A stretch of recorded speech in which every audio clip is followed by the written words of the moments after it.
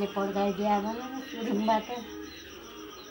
आगो नि तिनीहरूले आलिक छैन, डिजेल नि तिनीहरूले खनाउँछन्, एउटी सम्पद दिन गएका छन्।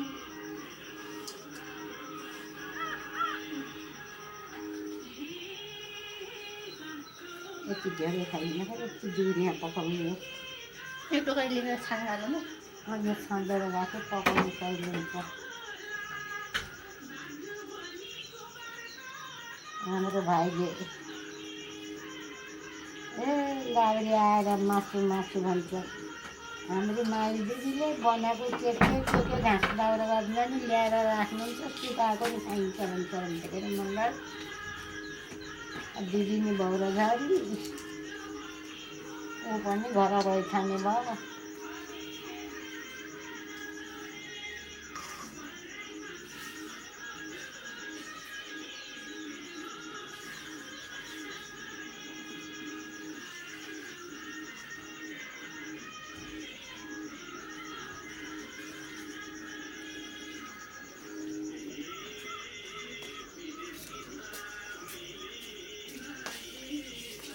हामीले पहिला बनपात जाने यो भेटेको तरकारी नि नल्याउने।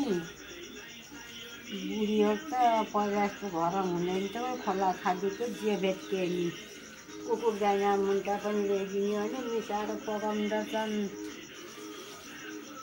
त्यहाँबाट धेरै त्यसै भने 50 ग्राम त्यसै भने त्यहाँबाट जलुको यो भोँडबाटै साग, जिरे साग, चाल्ने सिस्नो मुन्टा ल्याइदियो।